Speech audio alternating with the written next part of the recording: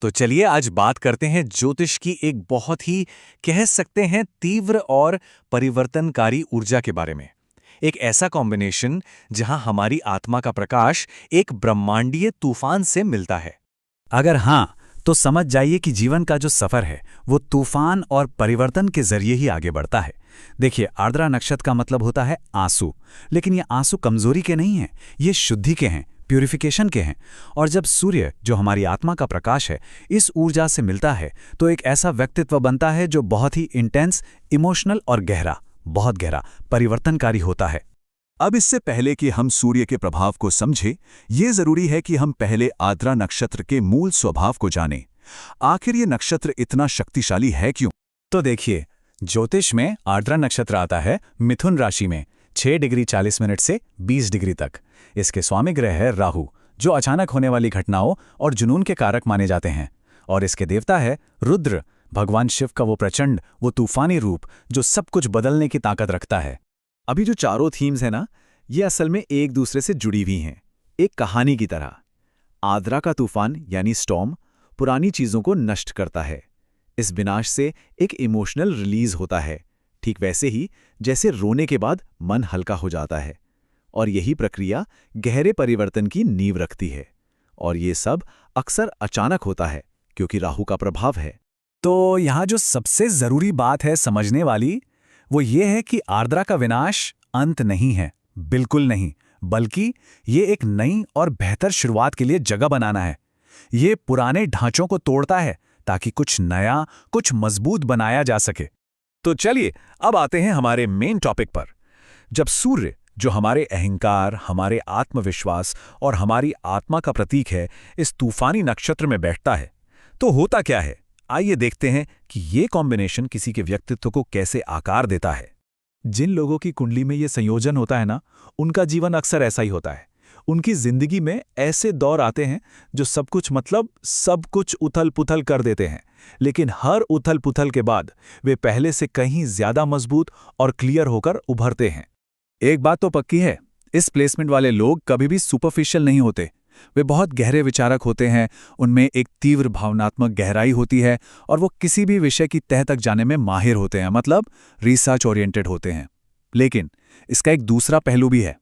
वे अक्सर भावनात्मक उथल-पुथल, गुस्सा और निराशा का अनुभव कर सकते हैं और उनकी जिंदगी में अचानक उतार चढ़ाव आते रहते हैं। चलिए अब इसे और गहराई से समझते हैं। आर्द्रा का जो पहला चरण है वो धनु नवांश में आता है, जिस पर बृहस्पति का प्रभाव है।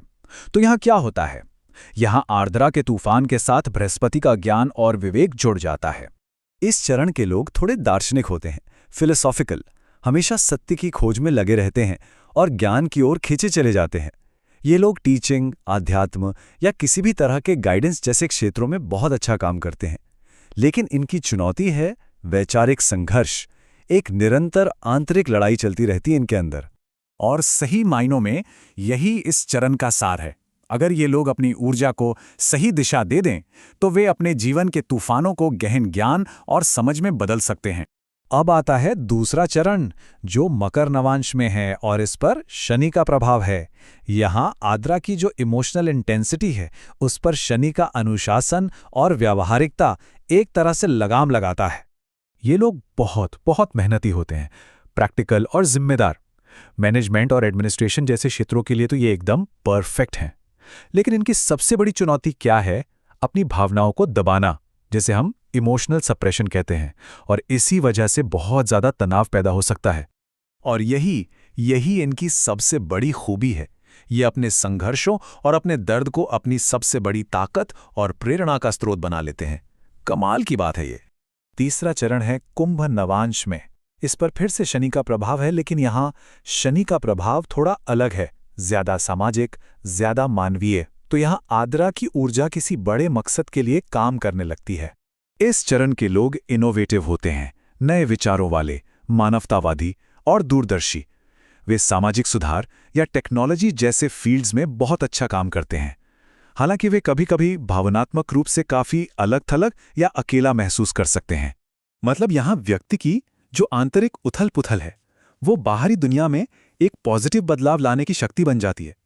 ये वो लोग हैं जो सिस्टम को तोड़ते हैं ताकि कुछ बेहतर बनाया जा सके। और अब आखिरी में चौथा चरण जो मीन नवांश में आता है, इस पर बृहस्पति का प्रभाव है।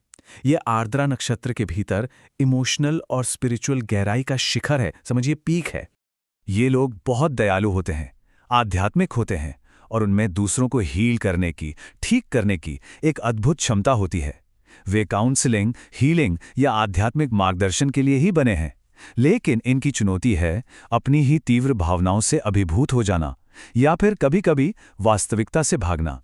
ये एक बहुत बहुत गहरी बात है। अगर इस चरण के लोग अपनी भावनाओं की गहराई को समझ लेते हैं तो उनके आंसू और उनका दर्द दूसरों के लिए और खुद के लिए उपचार का अमृत बन सकते हैं।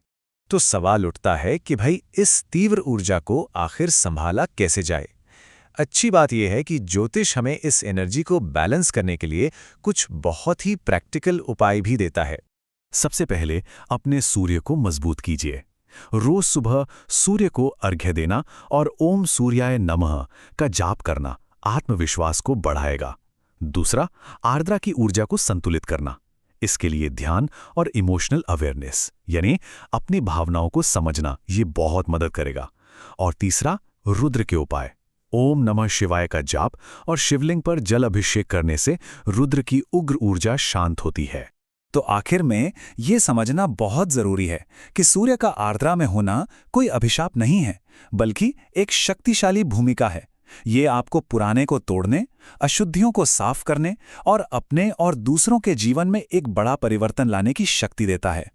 और एक बात हमेशा याद रखिएगा, जीवन के सबसे बड़े तूफानों के बाद ही सबसे ज्यादा शांति और स्पष्टता मिलती है, क्योंकि आपका तूफान ही आपकी असली ताकत है।